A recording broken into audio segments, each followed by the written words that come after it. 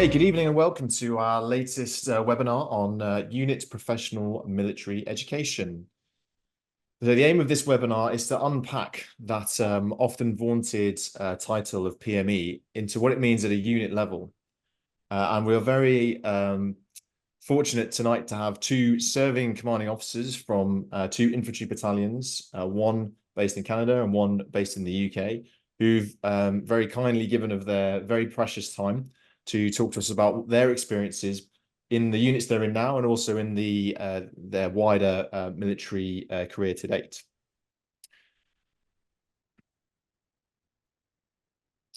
As a disclaimer, before I introduce the two guests, the views expressed in this webinar by myself, my two guests and any of the participants do not reflect the official view of the Ministry of Defence, the Department of National Defence, the British Army, the Canadian Army, or any regiment or corps. It is just our opinions voiced for your interest. So our two guest speakers tonight, from the UK, Lieutenant Colonel Andy Breach, and from Canada, Lieutenant Colonel Cole Peterson. Colonel Andy, Colonel Cole, welcome. I'd like to start off by inviting you to do 60 seconds of your background pertinent to this presentation, starting with Colonel Andy, please. Thanks, Ed. Evening, everybody from the very dark and wet UK. So I commissioned from the military academy in Sandhurst in 2003 and spent most of my time, like most infantry officers, with my battalion at regimental duties. So commanded a rifle platoon, the reconnaissance platoon. I was the adjutant and the G1, S1, the ops officer, and I've commanded two rifle companies. And in that time, I deployed to Bosnia, Afghanistan a few times in the counter-ISIS fight in the broader Middle East. I've also taught at the reconnaissance division, where I really got an interest in training and wider education. And on the staff, I've been lucky enough to go to the US Command and General Staff College and the School of Advanced Military Studies. I then worked in a US two-star headquarters in the counter-ISIS fight. I was chief of staff of a high readiness brigade, and then my last job before taking command, I was the future operations officer for the 3rd United Kingdom Division, which included a warfighter exercise in Fort Cavasos with 3 Corps. So that's 20 years in 60 seconds, Ed. Thanks, Colonel. And Colonel Cole, same question.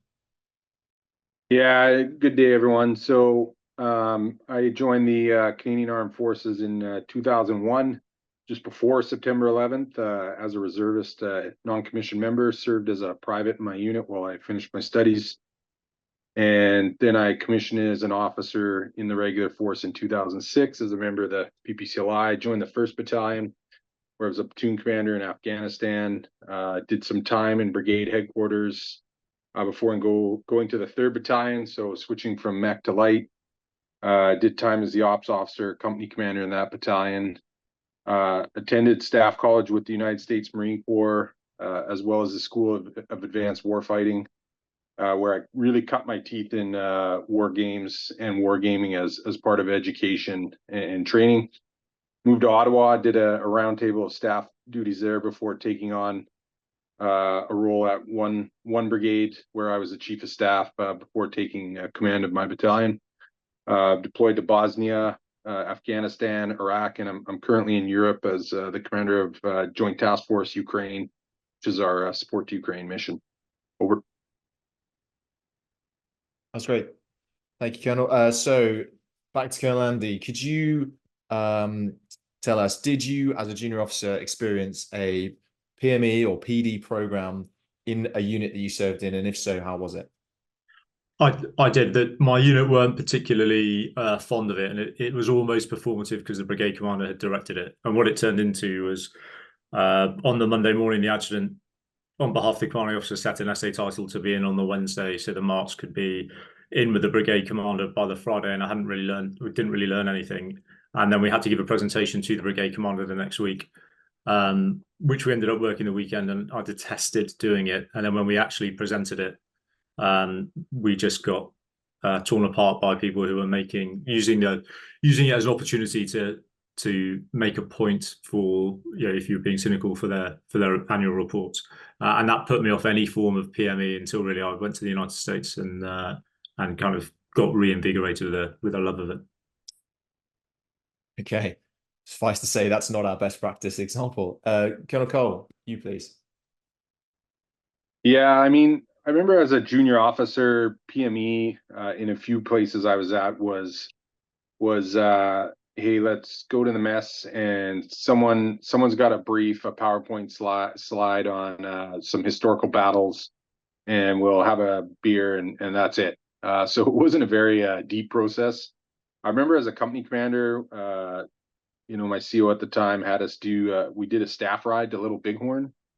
So something unconventional. It was interesting, and we did a couple other events. And then again, when I went to the U.S. Marine Corps Command and Staff College and saw them integrating other activities, like I mentioned, wargaming, that's when the light started to click that you can do a lot more than just PowerPoint deep activities in unit PME, because my experience around the Army has been a lot of it is just that. Okay. Colonel Andy, would you rather have gone to Colonel Cole's PD session instead? Yeah, at least that one involved beer and less shouting, I suppose. Okay, before, as ever, with a good military discussion point, we should get with some definitions before we go into it. So if you go online and type in professional military education, you'll get quite a plethora of definitions. I've used this one because I think it provides quite a broad remit, and I've highlighted in bold some of the key words there. So professional training, development, schooling, schools, universities, training programs, and then leadership, and then intellectual demands, and then kind of everything under the sun, leadership again, planning, programming, management, budgeting, force development, which kind of tells you that PME can be everything and anything, depending on who's trying to force it upon somebody, which tends to be the way it's been received. And certainly that's been the feeling so far from the two guests. So the definition isn't as necessarily as useful as one would hope. But I'm going to pick out 4 aspects of this, which are the sort of segments shown in front of you in bold. So the first is education, which generally speaking refers to thinking and knowledge. And someone much more intelligent than me described it as preparation for the unexpected. And this is what you would expect from academics and universities and so on and so forth. And training is the thing that, as a good military officer or soldier, you do a lot of, and it's largely physical skills and drills, doing something that is already defined rather than necessarily creating new. And it's preparation for the expected. So battle drills, conducting a series of maneuvers to a certain standard to achieve a certain pass mark, or you do it again, and so on and so forth. So there is a tension here between education, which is in the title of PME, and training, which is a lot of stuff that actually happens at units. Now, there is an overlap, and I think sometimes trying to separate the overlap can be unhelpful, and we'll explore that in the answers by the 2 guests and what they've done. But just going through the regimented training system that you need to do in accordance with your military's standards doesn't really equate to PME. Just relying on the schools to teach education doesn't also equal PME. So there's something in the middle here, which is why we get to the idea of a unit-based PME, which brings me on to the bottom, formal and informal. So formal is going to be largely delivered by schools or set by some kind of organization higher than the organization that you're in at the time. So if you're in a unit, for example, your training is set formally by your brigade, your division, and ultimately the tactics and doctrine center of your organization. And formal education is often linked to career advancement or trade requirements. You must do X to promote to Y, or you must do X to execute trade position Y, so on and so forth. And that's a good way to ensure people do it. Not necessarily that they buy into it, but a good way to ensure that they do it. And then informal, which is often delivered by individuals, leaders within the organization, who either have an organizational goal or a personal goal to develop their people. It can also be self-led, which again is a bit of a cop-out saying PME is a self-led activity, because I think as you go through your career, you need to have someone above you who's helping you, and then someone below you who you're helping. And hopefully that will come out in the examples. Colonel Andy or Colonel Cole, do you have anything to add to this definition slide before we get on to our first discussion point? Yeah, if I can pipe in. So this is really good, and it's a good framework for understanding the different concepts. One thing that I've always felt, though, because I would push back on this a bit in the sense that the relationships are binary. And I remember and this is while I was with the Marines at their staff college, it was very adamant, well, we're doing education here, we're not doing training, so we're not going to do that. And my view, and the term we use in the Canadian Armed Forces is PD, professional development, which includes education, training, self-development, and there's a fourth one there, but it's slipping my mind. Those are the three important ones. Is that unit PD can be a fusion. I can educate you by making you think on something, while also then making you use that thing you thought about to do some skills and drills. So I would say never let these definitions, where they're great for understanding why these are different and establishing a bit of a taxonomy, never let them pigeonhole activities, because you kind of need them all. It's obviously the formal bit there, because it's a very, very well prescribed activity. Yeah, so when I do this again, I'll have a Venn diagram with all these 4 bits interlocking in the middle. It's a good point, though. Again, if we spend all our time arguing about the definition, we actually get away from the outcome, which is more important. So thanks, sir, for raising that. Our first discussion point is, what is a unit level PME program and why is it needed? So I think the first thing to sort of say is, like, why can we not just rely on the formal training statement and the formal career education? And as CEOs, you clearly think this because you've implemented something. So I'll start with Colonel Endy again. Just a quick soundbite on why you think you need to have one at unit level. So I think it comes into 2 broad buckets, really. So first is, you've got to have a mechanism to breed the culture. You know, as a commander of any size unit and a commanding officer, you've got to have you've got to pick your platform on which you want to drive the culture that you want into your unit. And I've chosen tactics and professional military education or professional development because from my perspective, I can then look at my junior non-commissioned officers, senior non-commissioned officers, warrant officers and officers, and see whether they've got that individual requirement to learn, adapt, and ultimately win.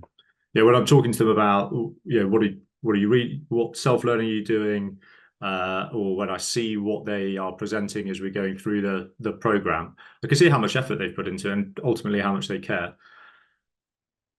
And that bleeds into a whole load of different areas: how well they're caring for the guardsmen, how much care they're taking of their own soldiers' education, all that kind of stuff. And once you can understand that, and the culture begins to shape into a broad area which you wanted to get to, it allows you to bridge the gap between the formal training that you've already talked about and what is relevant in contemporary conflict. Because one thing that's always struck me as I've gone through, you know, formal training, and I used to teach at one of the formal training deliverers, is that what they're really good at is gathering lessons and best practice from around the world and around the armed forces and integrating it into current doctrine or TTPs, but it's never agile enough to actually deliver what you want, what you would require to win on the contemporary battlefield. I mean, a UK specific example would be the use of drones. It's not impossible to purchase a drone through the system, and the TTPs and courses, etc., that are only now being delivered, you know, 4 or 5 years after they became a real feature in modern warfare. And what that allows the unit to do is to think about and develop a theory of victory for how your particular unit, bespoke to the challenges that your unit faces, whether that's kind of commitments or workforce levels or training levels, develop that theory of victory and then get it in through the unit to the lowest level without having to rely on what the army will deliver you. And you can get into this kind of learned helplessness space if you're not careful. And it also allows you to really harness the brightest people in your unit. I'm definitely not the brightest person in my unit. My junior officers are much better and much brighter than I am. My junior non-commissioned officers are much more cunning and much more daring in many respects.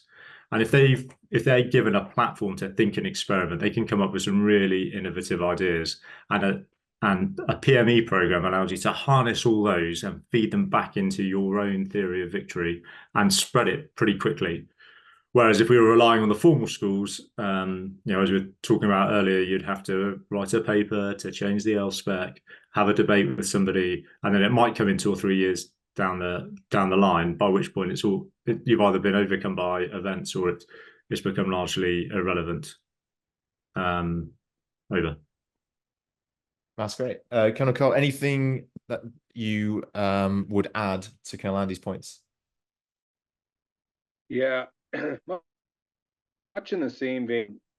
As I took command, I took it as actually we have a PD guide that charges commanding officers with developing a unit PD program. But I also took it as kind of a personal thing to paramedic to prepare for war fighting, right? So what do I mean by that? I can't beat the skill in the operating, the training do that. If I did that, I would have a platoon who is 1 or 2 years as a rifle platoon commander with maybe 3 goes at it. And I said, I'm about to say you did 2 years of command, but you only actually did about a few days or a few weeks in the field out of those 2 years physically on the ground commanding your platoon when we go out and do exercises. So what really drove my approach was, the gold standard is when the Army is doing collective training. We're out in the field as a company or a battalion. We're moving around. We're doing offensive tasks, defensive tasks, enabling tasks, all that kind of stuff. But we don't do it enough. We can't.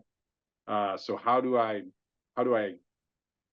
get the skills required that would be picked up by doing that in a more efficient way? And so PME to me is a way of getting tactical sets and reps in. It's also a way, for me, it was a way for me to establish some coherence in approach. Right? We read it in our doctrine. Our doctrine's fairly similar. Mission command, and it's all about trust, et cetera, et cetera. Well, to establish trust, you need to establish a way that your subordinates understand when you say something, what you mean by it, and when you're, so that there's a dialogue and an understanding. So a lot of my PME covered some basic things like, hey, how do we write orders when we say this? How do we write good orders, et cetera, et cetera. So that it built a bit of a command culture that was suited to how I intended to run the unit and how I intended to work with the officers, right? Because if I'm going one way and they're only understanding another way, then it's not going to work. And then finally, the big one is I saw it as an aid to intellectual curiosity. It's like we do PT in the morning to get people moving. I want to get intellectual curiosity going so that the men and women would think about their profession, right, and do the mental training as well as the physical training. So really saw all that as necessary. So a PME program is an approach to command for me. Over.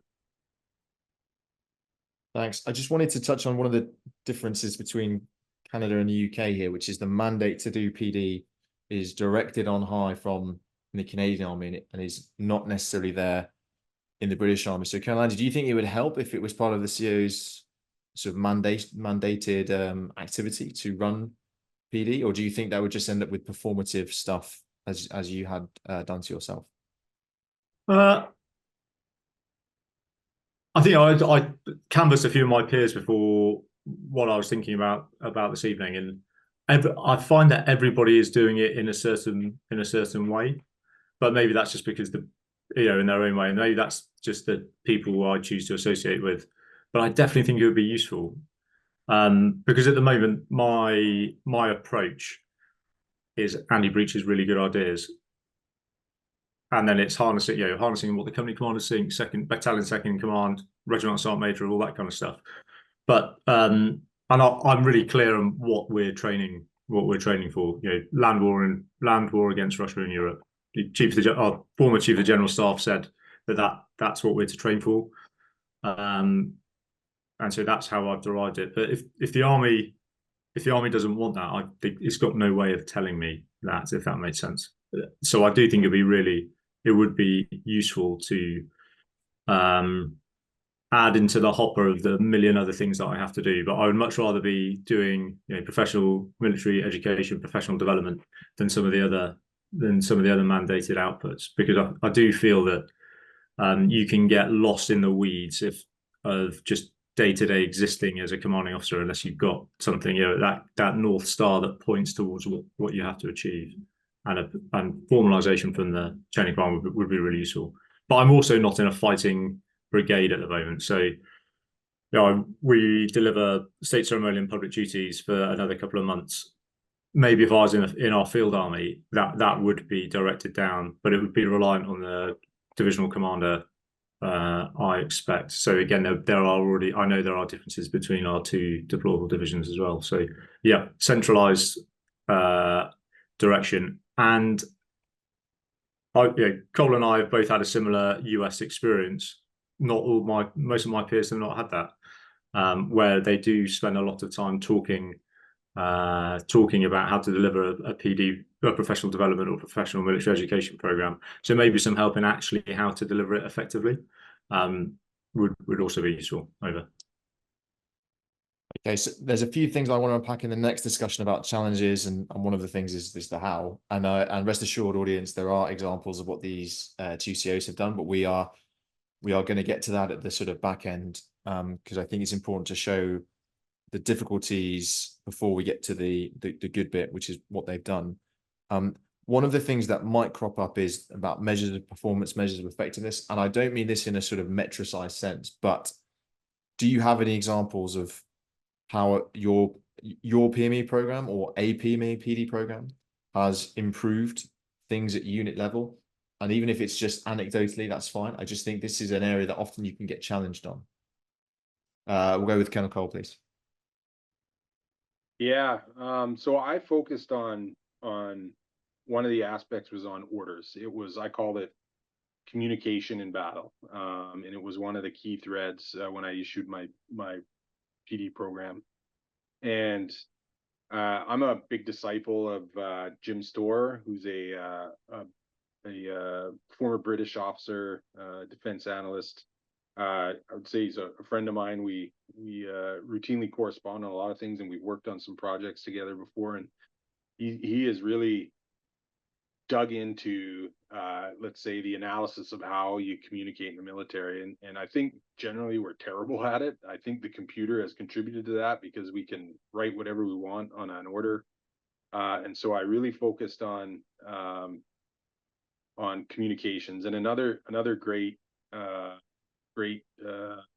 figure in this is Brendan McBreen. I think these individuals have both been on your podcasts, but McBreen is a former Marine. He does communications as well. So I wanted to take what I had learned from these gentlemen and like put it to practice. And so we focused on orders. We did a bunch of things which I can talk about later.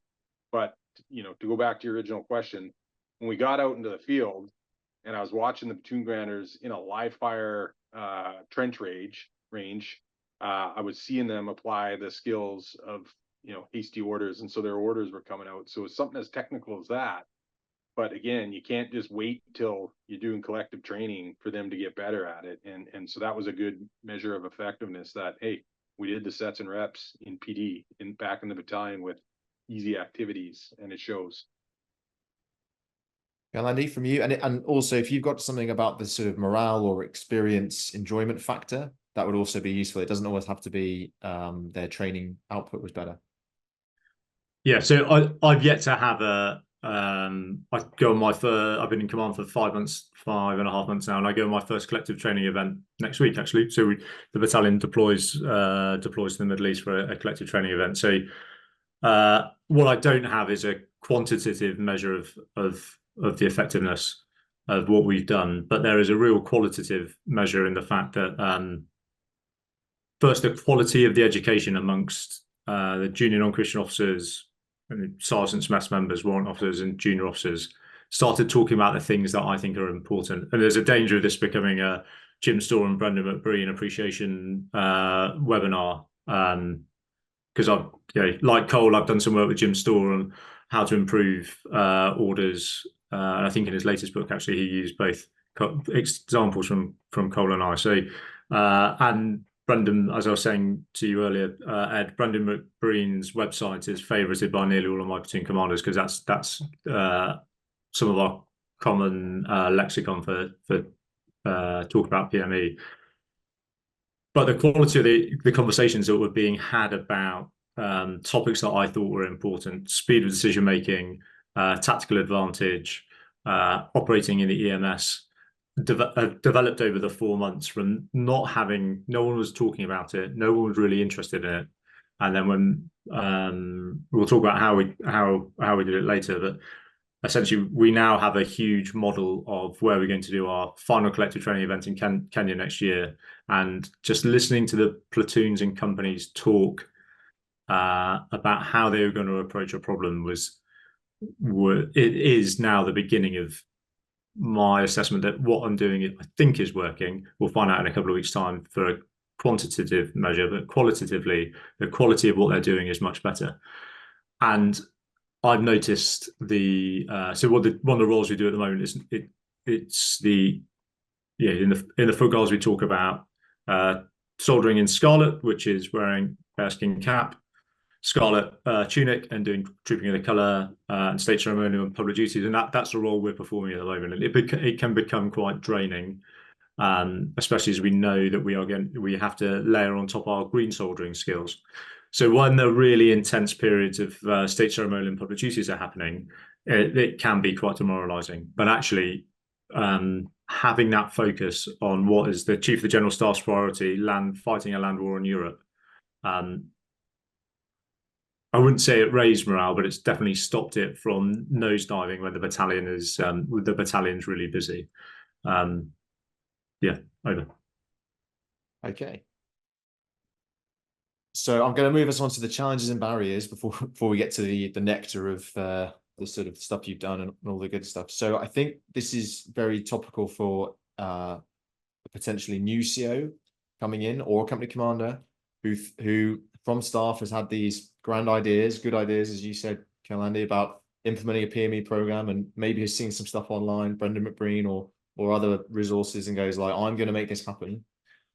And I think there's a number of challenges, not first of all being the fact that if there isn't one in existence, you are trying to build into space that is filled with other things.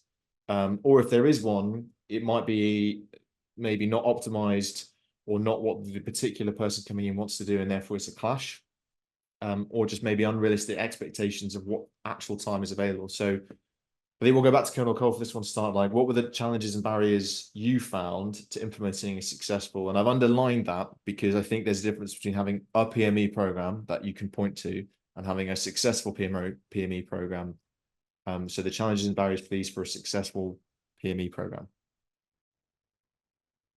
Is that for me first? Yeah, please. So yeah. Okay. Yeah, the biggest one, because I've just seen it before, is the tyranny of the now.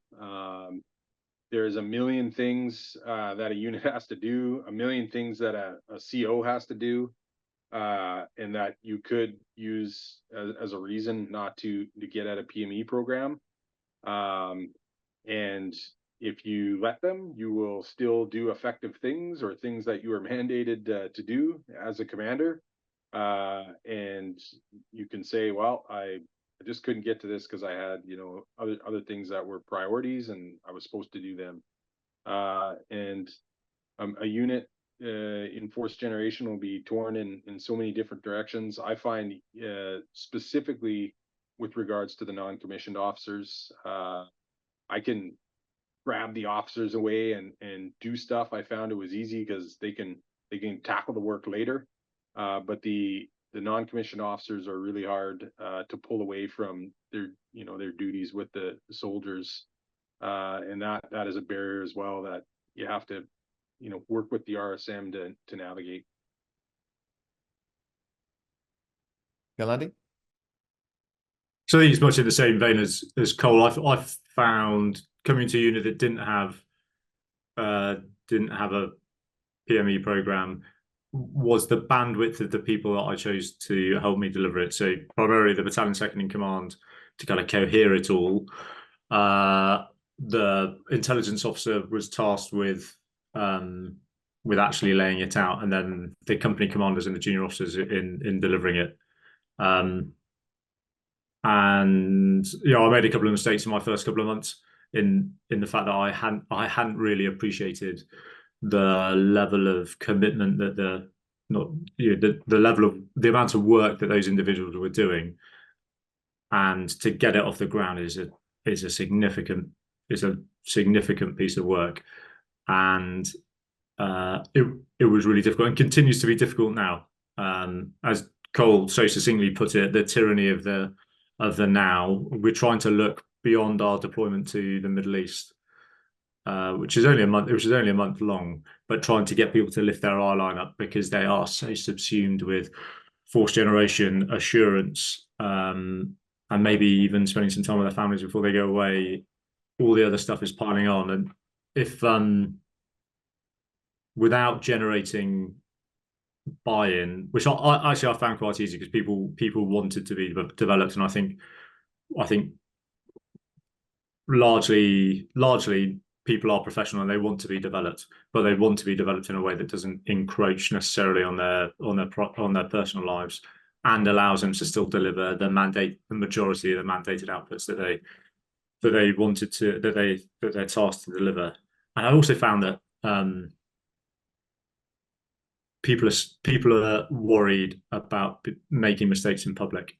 So we do most of our PME in an open setting, from section commanders all the way up to clearly I attend them all, and getting to a position where people felt comfortable not getting something right in public in front of their peers, in front of their subordinates in some cases, was a bit of a barrier, because I think they were definitely worried about being ridiculed, especially when we introduced some new mechanisms of delivering orders we use in the UK called standard orders cards. We had never used them before. People didn't really know how to use them, so we had to role model. I had to pick the influential characters in the platoons and companies to step forward and volunteer to deliver them in public and get them wrong. And then actually when people found that it was all right and they weren't ridiculed, it really began to take off. But bandwidth and fear of failure, and I suppose the third bit is being seen to be a nerd. If people want to be professional, but they don't want to be seen to be the dude who's always talking about wargaming, or the guy who's talking to the commanding officer about the new gym store book, all that kind of stuff, and trying to shift the culture slightly. So it's, as one of my non-Christian officers called it, it's cool to be keen. I wouldn't pretend that we're there yet, but that's certainly where I'm trying to get to. Certainly more people are happy to talk to me about PME now than 5 months ago. But I think they were the three biggest barriers. There's a temporal aspect to it. Sorry, Kikon. Yeah, that last point, I'll just double down on that. That's really important. Cool to be keen is a good way of putting it. As the commanding officer, I found it was essential to create a safe space, right? Because as we've seen in a lot of the wargaming literature, like some of the stuff just gets derided a bit or seen as overly specialist or whatnot, and basically setting that space where, hey, this is not like some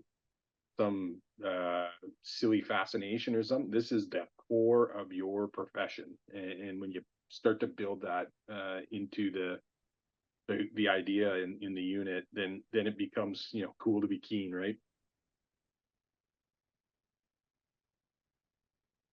Yeah, people just want permission to be their best professional selves. There's a temporal aspect to this, which I think Andy touched on, the idea of gradual change, building up the PME program rather than installing a fully functional gold standard on day one.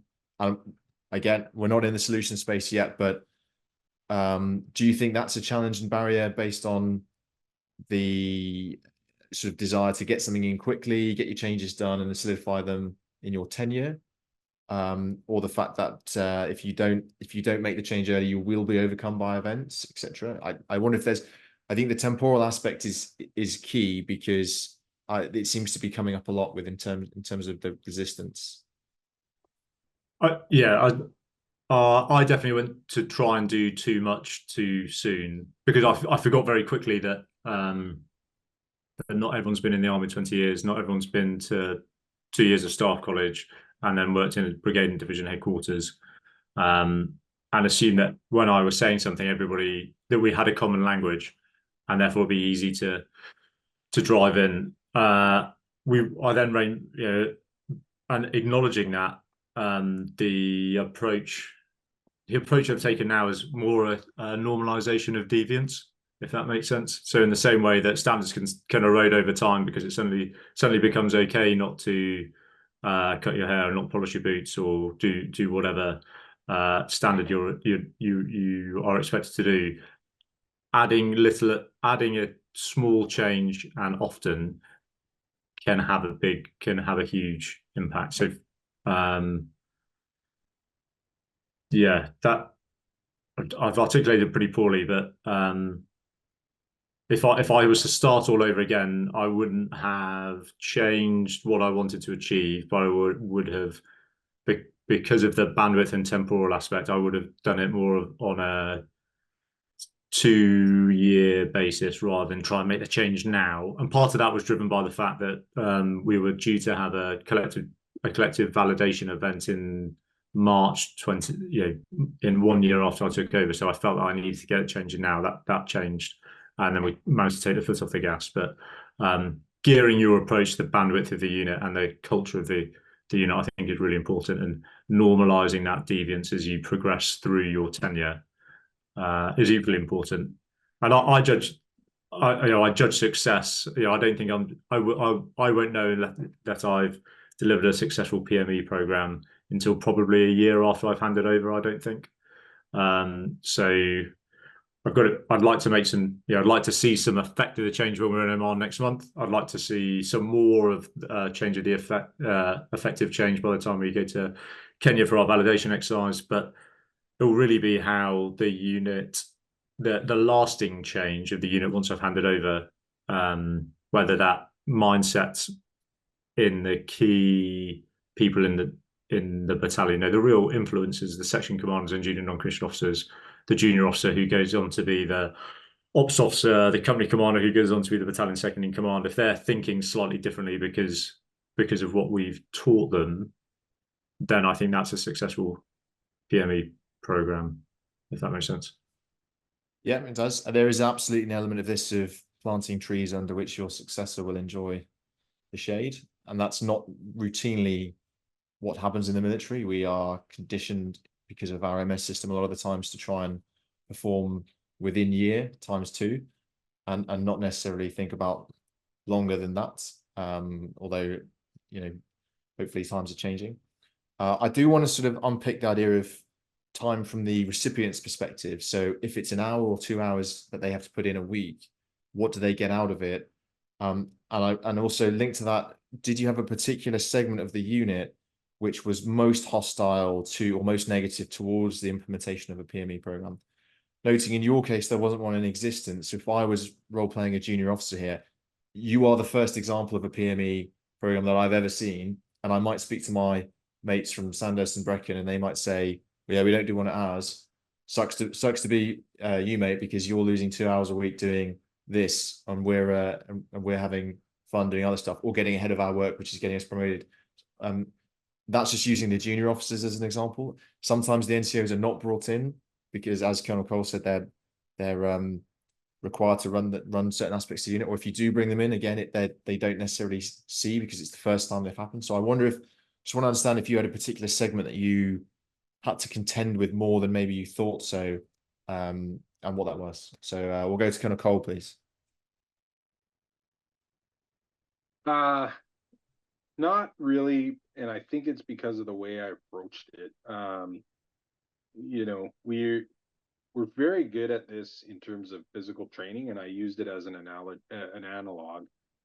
or a similar concept where, hey, you develop a PT program, you assign time to it, and you do it, and it just kind of becomes part of the unit's routine. And you know, a saying that one of my COs had that I constantly expound upon is that good units do routine things routinely. And so I said, well, PD will be routine. So the way I approached it was, here's the order. We're doing this. It's part of the day, and let's get on with it.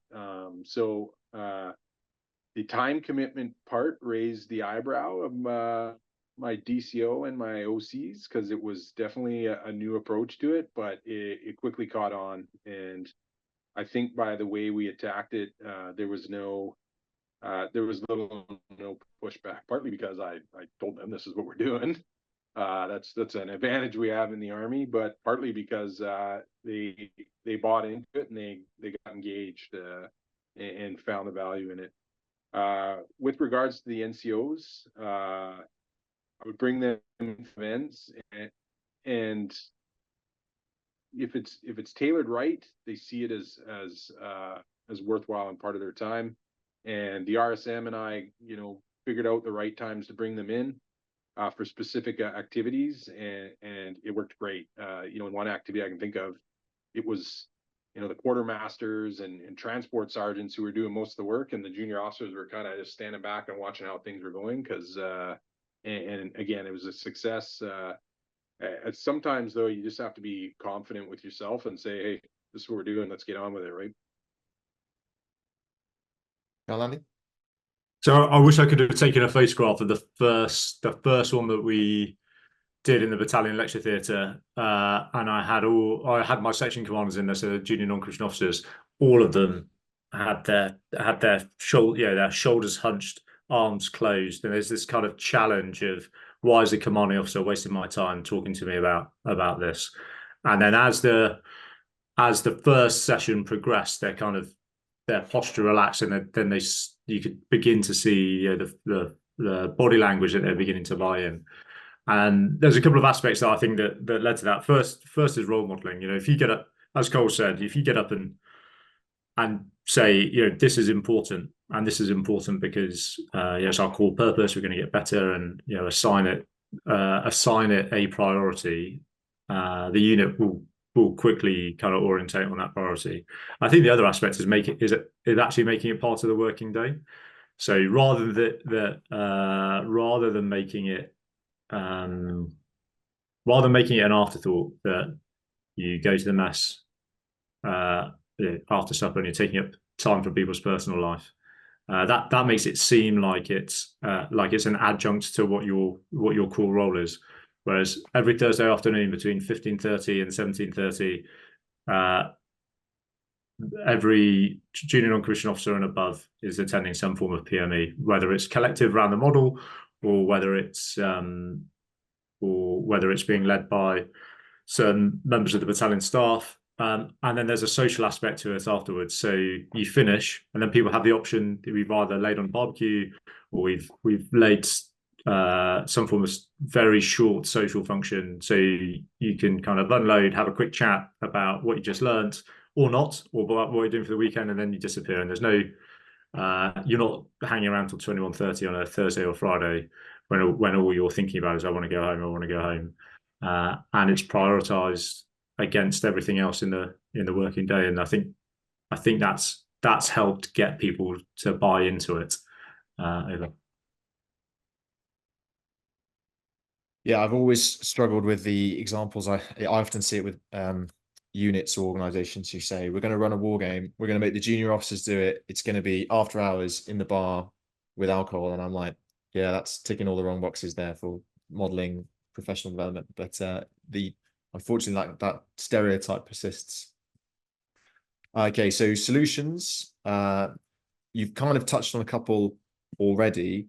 The one I want to sort of just emphasize here is like making it survive beyond your tenure, because when, as Colonel Cole said, like, we can just make it happen. So if you inherited one that wasn't there, you've built it. The danger is that the next person comes in, either doesn't see the value or doesn't maintain the control measures that you've put in place, and it all falls into ruin and absence again. And then, you know, your doppelganger comes along in 4 years and then tries to build it up again. So anything that you think that could be a solution, so whatever you've built survives beyond your tenure. Colonel Cole, please. I'm going to be a bit pessimistic on this one because I think this is actually an individual thing, unfortunately. And so, you know, if you have a CO that is big into running, the battalion will probably be pretty good runners if he takes the battalion on a run every morning or something like that.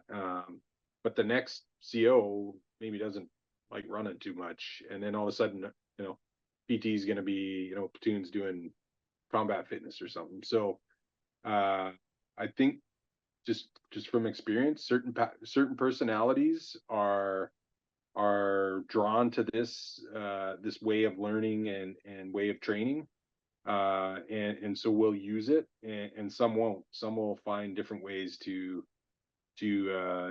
develop their subordinates and train their battalion. And, you know, so the successful, you know, to answer the question on the screen there, unless the institution provides, you know, formal direction and guidance and starts laying these out and then following up to make sure people are doing them, then I don't think you can really create something that's going to survive beyond your tenure, because I'm sure it's the same in the British Army and the Canadian Army. You know, the commanding officer can set the tenor of the unit and it'll go from there.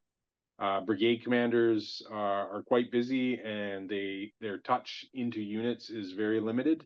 Their priorities are elsewhere.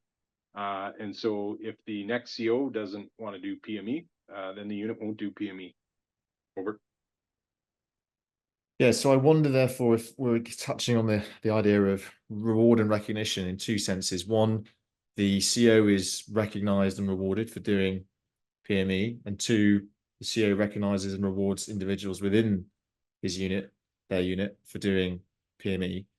And is there a danger, therefore, that we get performative participation or performative programs? And the second is back to the sort of first point about metrics, measures of success that you can demonstrate so that someone else can come in and continue. And maybe the third is set the culture so that it's not even challenged. I use commando culture for this example, where like you go into a commando unit and they're doing phys 3 times a day. Good luck trying to change that. That's pretty much baked in. You know, are we going to have 3 PD sessions, one of which is a war game every day? Probably not. But there's some things which are sort of, you know, cast iron. You can't challenge, and hopefully they're good things. And so I wonder if there's a sort of long-term goal for that. So Colonel Andy, some thoughts on those 3, please. So I think you've got to prove that it works, because everyone wants to be successful. So if you're able to set the narrative, you know, I use a Welsh Guards perspective. If we, you know, when we do well next year in Kenya and we look back and we can say, you know, part of our success was due to the fact that we educated or conducted unit-led PME, which set the conditions for a successful collective training exercise. My successor should recognize that. So that's the first thing. So definitely you've got to prove that it works. I think the second bit comes into, I'm not going to be as, while I do agree with Cole, I'm going to try and not be quite so pessimistic. I've always thought that unit handovers and sub-unit handovers, they tend to look like staff officers' sync matrix, right? They, you know, one bit finishes, one commander finishes, and one commander starts. I've always tried to make them overlap. So when I handed over both my companies, for example, both the training directives, while we did the estimate, I brought my successor in and we published it under 2 signature blocks. So then at least there's probably a little bit of ego in that to try and protect the first 6 months that I designed for them, maybe, I don't know.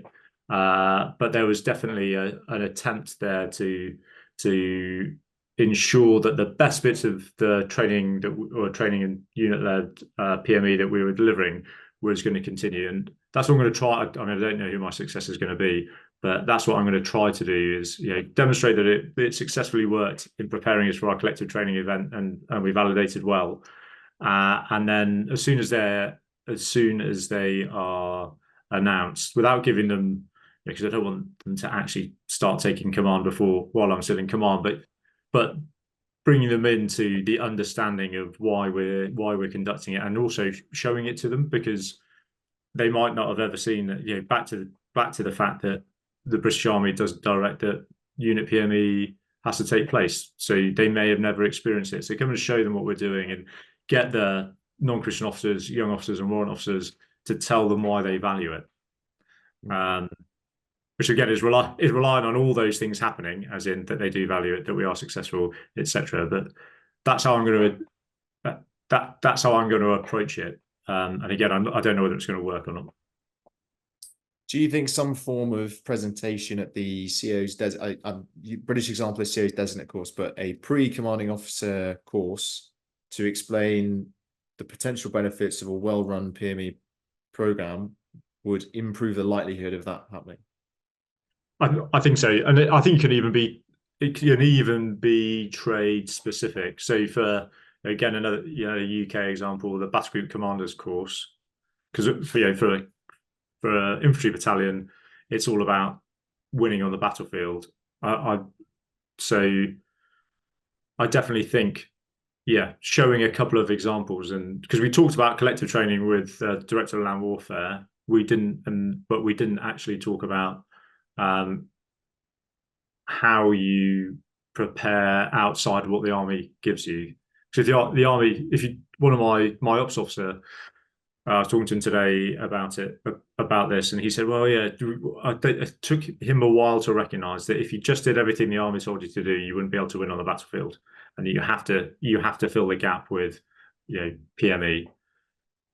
I think everybody intuitively understands that, but doesn't necessarily know how to deliver a successful unit PME program, because we don't know which ones have been successful or not. So I think a couple, 5 or 6 examples, and spending a morning talking through with people who have, a year out of command, people who have inherited one and carried it on, people who have dreamt it up. And I also think I've been struck by how much is similar between the challenges, etc., that Cole and I have faced, but also how different. We'll get onto the solutions in a minute, but how different our solutions have been for attacking essentially what is the same problem. How do you employ infantry on the contemporary battlefield to win? Cole, have you got any thoughts on reward and recognition? Because I think there might be a temptation to sort of reward the person who attends PME the most, and that can create a sort of blowback of, like you say, not ridicule for getting the answer wrong, but ridicule for being keen, which is something we said in the early thing. Have you got any thoughts on that? No, I tend to agree. If you turn it into something that can become a rubber stamp, then I think that's what it'll do. I think the key is to give people something that they just see as effective and that they're confident in using, and that just makes it survivable. So we did a PD activity once, again oriented on combat communication, and it was something that I did as a company commander with my CO, as we did as a morning PT activity. It was really good, and so I used it. And when I had like all my OCs saying, "Why don't we do this more?" Like, okay, this is how I know this is what this activity is gonna to be useful, and someone else is gonna do this even if I'm gone. And then my some of my subunits went and did it later, so I didn't need to guide the activity. So and where the formal army piece steps in is maybe doing more to propagate these types of things, just like we propagate different types of workouts. And we're starting to see that. I mean, both the British Army and the Canadian Army have been pushing out some stuff, and that should help commanding officers who maybe aren't as familiar with this stuff because they're out of their interests, or just they've been too busy, they haven't dug into it, and it can give them the tool.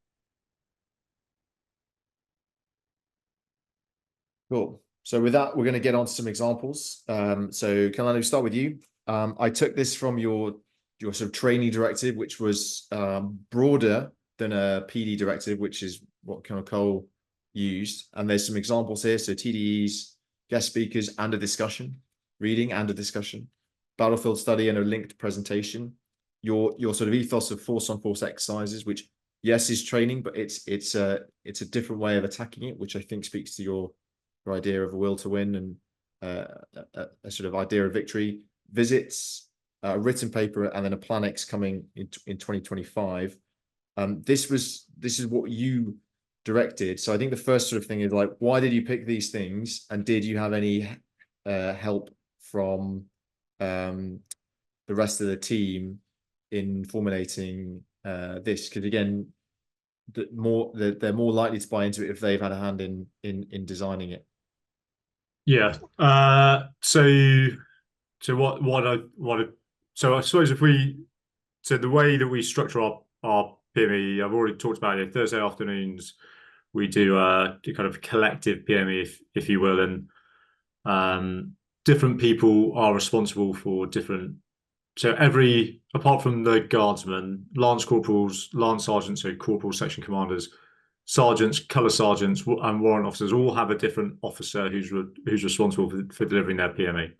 So, but we haven't yet kind of pulled it all together. So we're in the process of doing it, and we set the tone really with junior officer professional military education. So, which is largely what we've got here. So the company commander who's delivered it has done it through a couple of ways. So first off, we have what we call the Combined Arms certification. And it is 4 areas where the junior officer has to go around the battalion and exercise with the subject matter experts so that they understand what the different elements of the battalion bring. So, for example, they have to be able to call in fire, being taught by a multi-fire controller. They have to be able to adjust SF machine gun fire,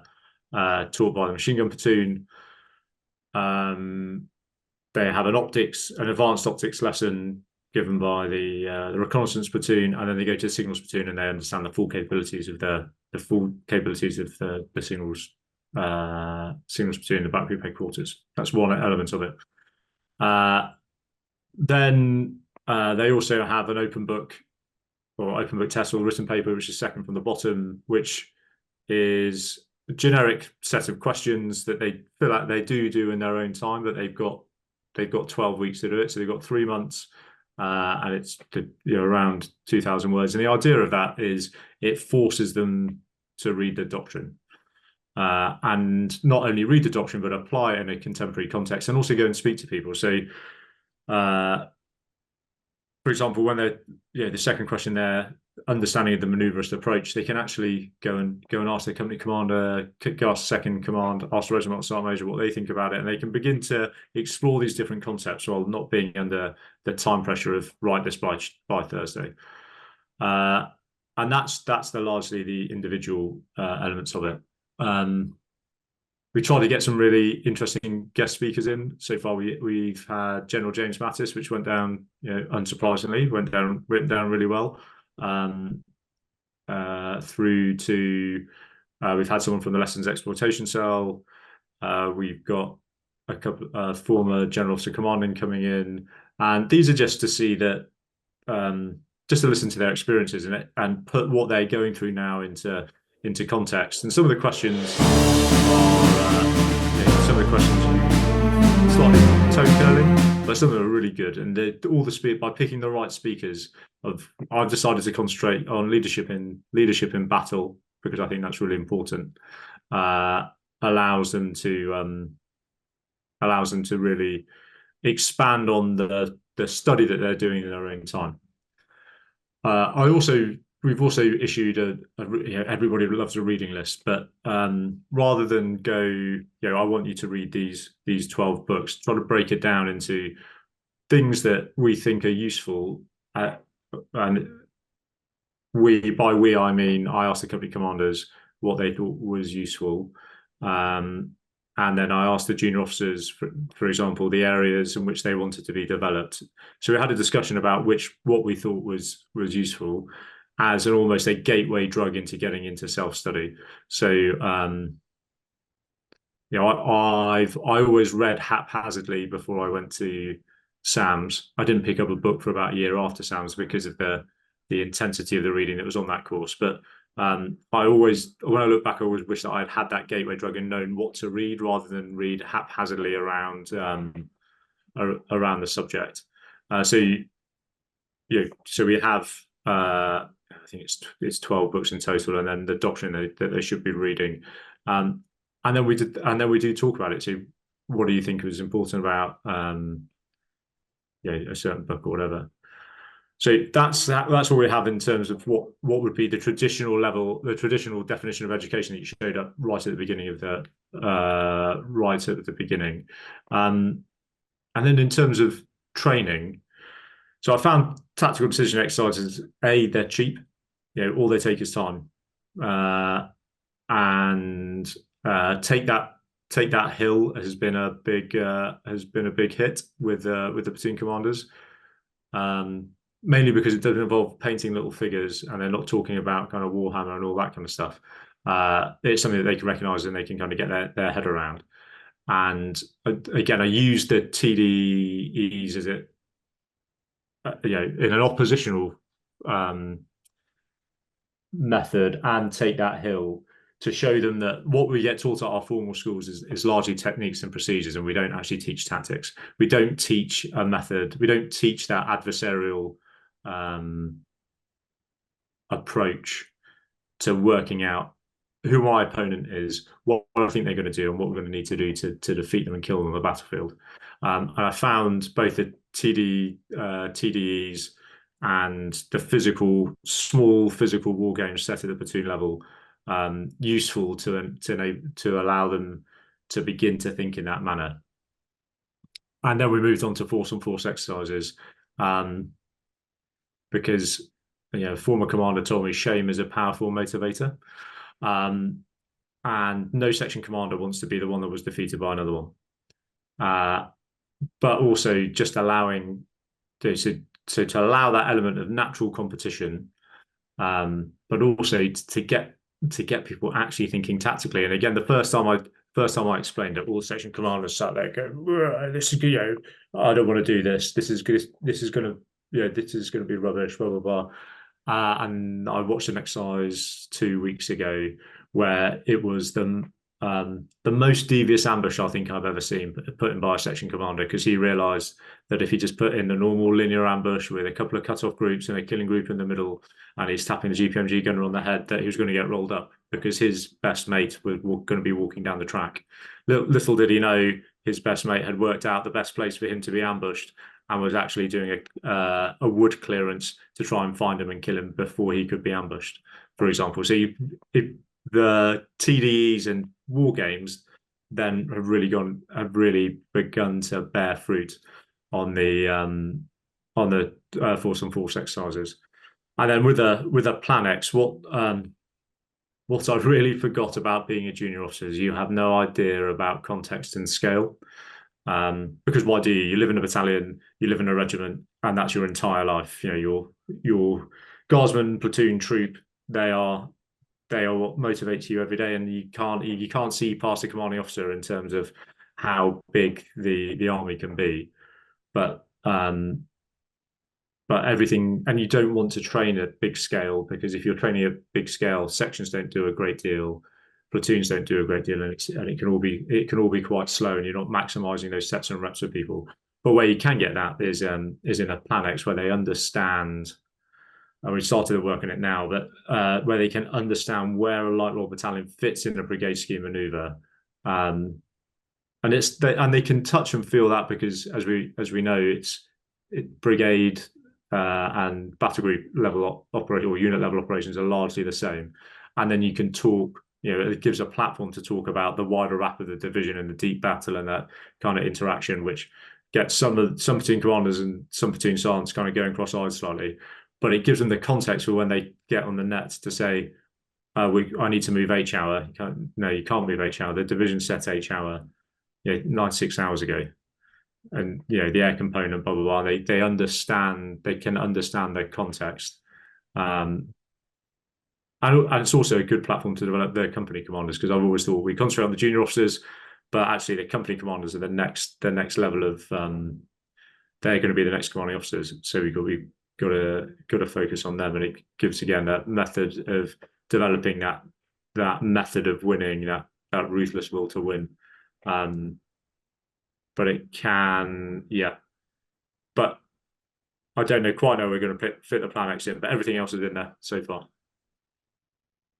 So some observations on this, which I think bear further mentioning, is that you've got aspects of self-study, aspects where it's structured and they're kind of on receive, such as the guest speakers, group learning from the discussions, etc., but also things where they very much are in present mode, i.e. the written paper, the tactical decision exercise, where it's a controlled present within a framework, and you're building and your sort of combined arms competence, which, sorry, I didn't include on it, which I think you've sort of taken from the old JOLP method, where you went around and got all the ticks from everyone, which was a great way to introduce yourself to all the late entry officers in the battalion. And it builds into this Planex. So there's a validation aspect of everything you're doing will come to fruition in the same way that Sandhurst has a lot of classroom lectures. This is skill at arms, this is how you put the radio together, this is how you do VP, and then ultimately it all comes together on an exercise where all those individual things are combined. Same here. So there is a value, even if it's just in the context of the PME and not in the context of a training, noting you have said that as well. It builds rather than just being, right, we've touched this, tick, because that is also a danger sometimes of our training model, is we assume competence, you've done it once, that's going to last for a year, CITRs, for example, right, move on to the next thing, and this is building, but you're not specifically necessarily looking for what you're going to get out of it. That's where the education comes in strong. Individuals within your PME program will be taking different things away from Take That Hill, from the TDE, from the guest speakers, rather than saying the entire purpose of this is to learn this one thing, everyone repeat it back to me, good, happy days. I think it's also, you've articulated it much better than I would have, because I also think there's a generational aspect to it. So time is, and I'm sure it's the same in every army in the world, time is the biggest constraint that we have, particularly training time. So I'm really lucky. I will get to take my battle group into the field twice. So once next week, and then once next year. I've got contemporary commanding officers who won't take the battle group into the field at all. And so I'm lucky I can hit the people who are in appointment this year, and I can hit the people who are in appointment next year. So they can all touch and feel what the battle group looks like in the context in which it sits in by using those building blocks. But not everyone's got that luxury. So I would hope, if we hadn't had those two experiences, we would still do the same run out to build everybody up over that year, and then you're almost forced to start again with a new batch of folk. I just want to touch on the TDG because it's a slight variation between the Canadian Army and the Brits, and I assume you got this from your American experience. Like we don't do this either. I've never seen it done in the British Army, and every time I've seen someone try to implement it, it seems to hit a bit of a barrier. What was your experience of trying to use this in the unit? It hit a barrier, I think, is the best way of putting it. So because there's not anything physical to touch. We started with Take That Hill to show how it works, and then at the slightly higher level with big model exercises. But it takes me to sit down with it takes me to sit down with the platoon commanders, and they're still slightly uncomfortable with it all, especially yeah, for example, I got all the platoon commanders to meet me in civilian clothes outside the barracks, and then I took them into town, and we sat on a couple of park benches, and I ran through. In fact, it was this scenario, but in Windsor, of how they would set an ambush, and then rather than give the kind of the ground brief that they get from their TAM, got them to either deliver it via radio orders, and they were also desperately embarrassed that it didn't really catch on. I still haven't got a method on getting it into kind of normal lexicon and normal way of doing things. So if anyone out there's got any ideas to help me out, then that would be really useful. So we're tangent slightly into Fight Club stuff. We do have a combat mission based TDG starting soon, set in Estonia. And the idea is you write in the orders, and then we'll play it out in the digital environment, which might have a bit more engagement because it's a bit more tangible. So watch out for that online, and hopefully you can use that as an example.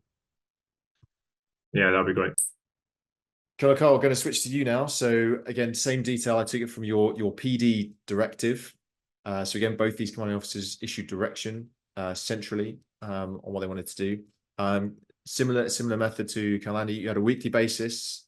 You had readings, discussions, a case study, staff ride, a shoot, which again would sort of sit in the formal recognized training space. But in certainly my experience, these have died out a lot actually from when I first joined. Tactical decision exercises or games, as we said, tabletop exercises and war games. And you described it. It was officer PD, CO led with warrant officers and NCOs invited. And you can see the program sort of dates that I've captured from your directive there. So again, a structured methodology. So Colonel Andy, please, Colonel Cole, please talk me through how you got to this.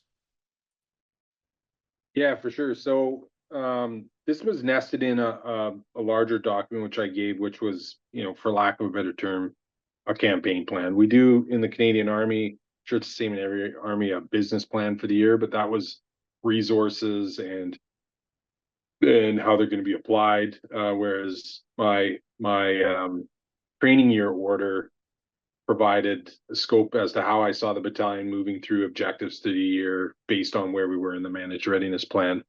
And in that, I gave, my company commanders guidance as to what, I needed them to focus on. So a lot of the more hands and feet stuff, I pushed that to the companies, and they worked that within their company schedules. Because our approach in the first battalion is, Monday is maintenance day and sports. Tuesdays, Wednesdays, and Thursday mornings, I give to the company commanders to lead out on training, small unit training, range training, all that kind of stuff. And then Thursday afternoon was PD time. So that belonged to me. That was my time. And that kind of leads into this order that I issued, which defined the PD program. So, I kind of give an overview of what PD is, what we use it for, what kind of stuff we can expect to do. And then, list the time that's assigned. So it was 1300 to 1600 every Thursday, which, as I mentioned, that kind of raised the eyebrow of my DCO, who was always my sounding board. But once we got into it, it became part of the routine, and good units do routine things routinely. So we committed to it, and it kind of launched from there. So, and then the annex to this listed the specific activities. So it was the important thing is it was a very deliberate program. And so I had a goal in mind, and then I was going to use the specific activities to get to that end state. So it was tailored, and I was leading it.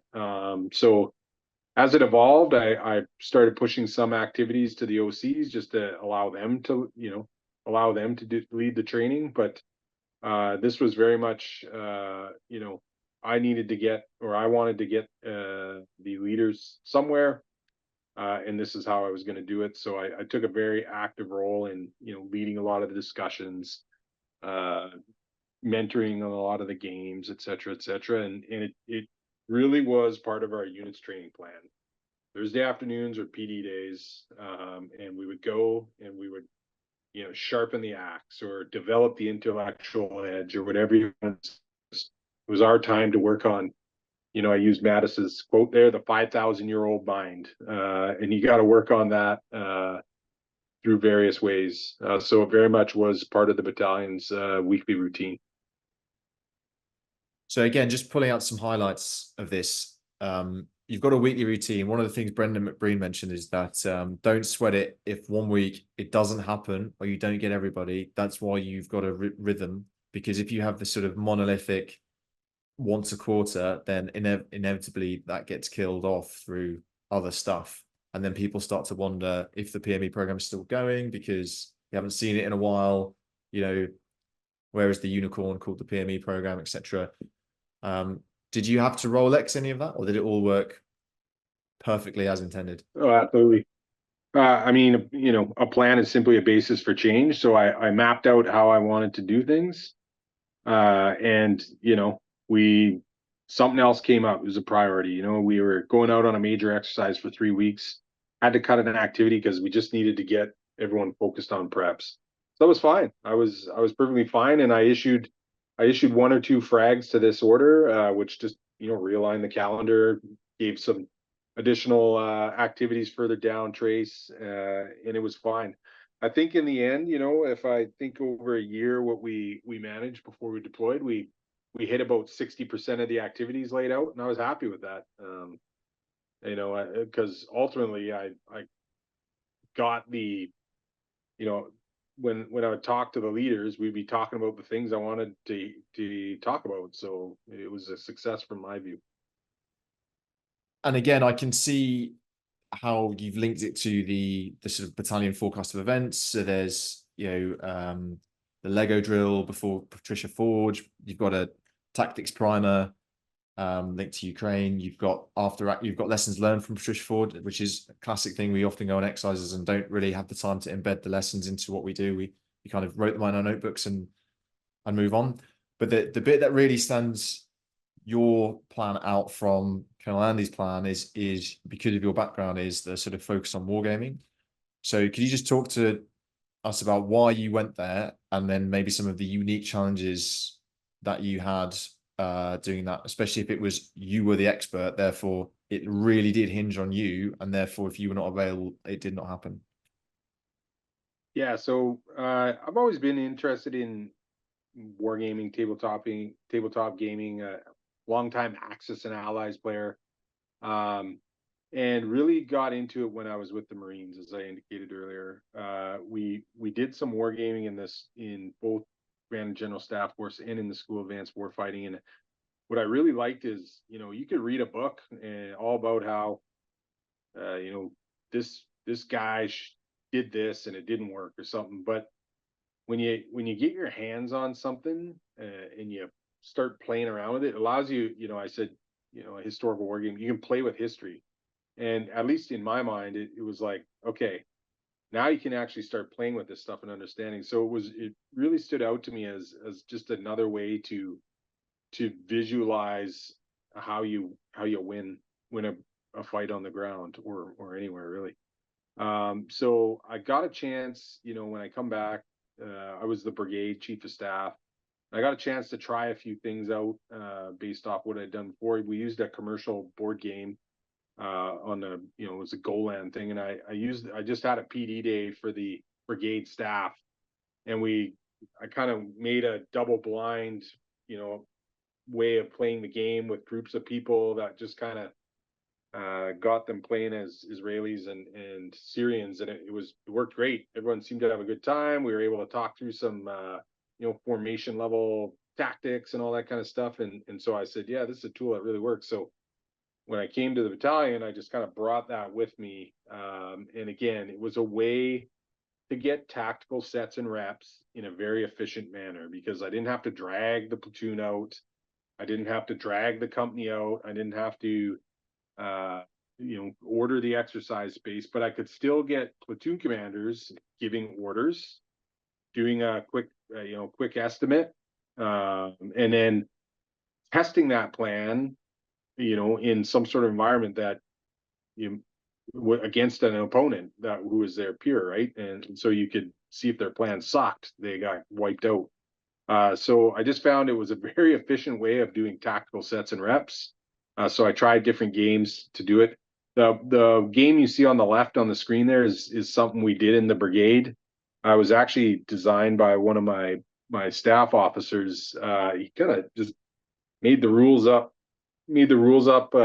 after we discussed a few things, and he used it as part of COA development, and it worked really well, and to the point where I'd go in and the staff would just be playing it at lunch because they were just enjoying it, and you can get through a game pretty quickly.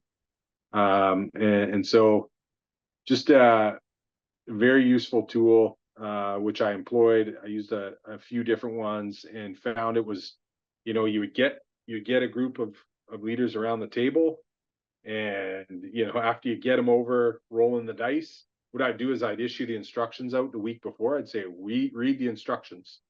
Then they'd come in, and then we'd play through it, and then maybe we'd play through it roughly the first week, and then the next week we would give it another go when people were comfortable with the rules. And there's some of the officers were already into it. Warhammer was mentioned. I had a Warhammer player, so rolling dice and checking numbers was just intuitive to him, so he could, those guys would help out, and it didn't take long for people to get used to the idea and what it brought. I did, just one last point, I did start with an introduction to wargaming, just based off my own understanding, and explained why we use it. The famous quote, this is making war, it's not a game. So you kind of introduce them to that, and they see that it's a serious tool. Over. Yeah, it's great. And AOC is actually using your war game on the left pretty much to sort of illustrate the estimate and the tactics and so on and so forth. And then you went into Quick Junior, which is the one on the right, so adapting one from Brian Train. Okay. I wanted to. Sorry, go on. Sorry. Yeah, the Brian Train's game was great. I wanted to do something on urban operations, and it was just a real fairly straightforward system that allowed us to get into higher level, as opposed to the take that hill was a platoon. So this allowed us to work with companies and battalions. So it was great. Brian customized that for us, which was very nice.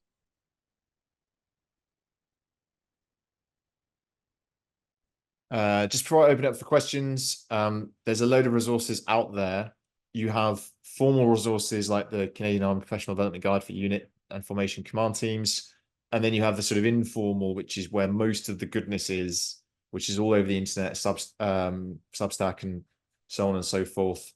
And therefore, it is very much the onus on individuals to find it and capture it and pass it on to others. And these are but a sort of finger dip example.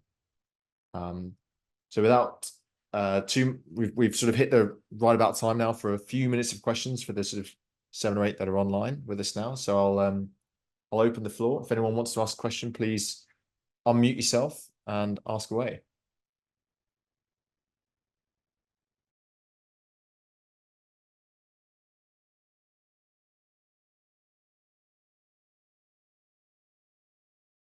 Well, I'm going to pick on Daniel because he made a comment about the use of Warhammer in the chat.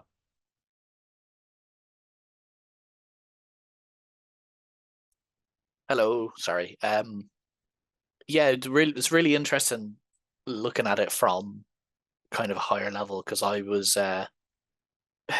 worked in the int cell, so obviously as the battalions of resident nerds, and as a Warhammer player, I was essentially tasked with learning Kriegspiel, and teaching the battalion staff how to play Kriegspiel. One thing we mentioned is buy-in, and it's definitely something that I found particularly from, again, officers very busy doing day-to-day stuff, and like I said, the now being the worst time for everything. How do you find like pushing buy-in? So one thing we had when we were doing Kriegspiel is it's obviously all based on dice, and we had one incident where the machine gun platoon commander was commanding a machine gun platoon, and an enemy platoon was moving through a field, and he just rolled badly, and he was just like, "Oh, if that wouldn't happen in real life, I'd have cut that whole platoon down."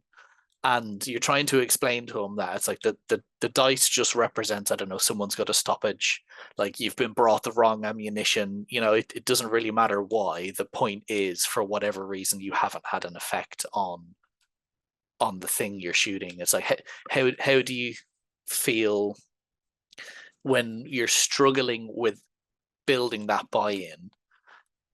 How do you think you can, I guess, push that? I guess I'm trying to think of the best way to word it. It's like when you have people that don't really want to buy in, basically, how do you force that? Or can you force it? Is it one of those things of, if they don't want to do it, they won't do it? I can speak to that a bit. I didn't really have an issue with no one buying in, because I think everyone was interested enough. The thing that I found important was the game wasn't about the dice and the outcome necessarily, because when we were playing Take That Hill, like, you know, people could see the gaminess aspects of it, but that was okay. What we used the war games for was a way to launch discussion, right? And why would you do that? You know, the dice, you know, like you said, the dice just simulate some sort of, you know, friction and chance. So then you don't dwell on, yeah, your section just got mowed down because, or it didn't get mowed down because the dice didn't work for that machine. But it's the question, wow, something got across that field. What now, Lieutenant? Right? And that's where you kind of have to take it. So that facilitation is important, and it's always, the discussion is on decision making, because that's what the wargaming is really useful for. Is it's a way to test decision making. And so if you keep it focused on that, hey, I don't, you know, fight the problem. I don't care if a UFO crashes into your vehicle and it's on fire. You know, what now? And if you focus on that, people tend to get away from the dice and the chance and get focused on what you really want them focused on, which is decision making. Yeah, I think you can. While I haven't instituted any larger war games, it's about getting people to see what like Cole's explained it beautifully. The purpose of the mechanism which you're using, whether it's a discussion, a TDG, or a war game. And I spent an incredible amount of time just walking around the battalion and explaining. Luckily, I don't have a very big barracks, but explaining why we're doing things to people. And it's the same with PME. Spending a lot of time in the informal socials after our PME sessions as to why we did that particular thing. We talked about the electromagnetic spectrum for an hour once, and I found it fascinating. But there was a couple of people who was like, I don't understand why we're talking about this until the last 5 minutes, where the presenter brought it together and said, because if you don't understand this kind of stuff, the enemy's going to find you, the enemy's going to kill you. And then you saw the atmosphere kind of change, and the discussion was brilliant. I think it's the same with any aspect of any new aspect of professional military education you're trying to bring in, demonstrating the purpose, whether it be discussion, decision making, or pure education, is the vehicle to allow people to understand why they're doing it, and also to accept that you're just sometimes you're just not going to get everybody to buy in. As long as the overwhelming majority, 60 to 70%, and more importantly, your key leaders understand why you're doing something and can pull the rest of the unit through it. I put more value in that than gaining 100% buying, because I just know it's a fool's errand and I'm never going to achieve it.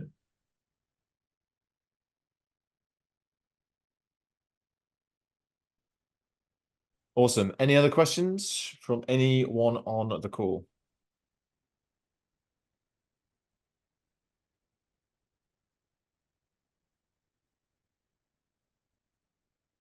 This is either stunning success or the opposite. That's it says No, thank you both. Sorry, is that a I was question? just going to say I think it's been really interesting and comprehensive, and probably why there's not a huge amount of questions. Is it's an interesting discussion to have. Rounds on target, good effect. Yeah, that's what we like to have.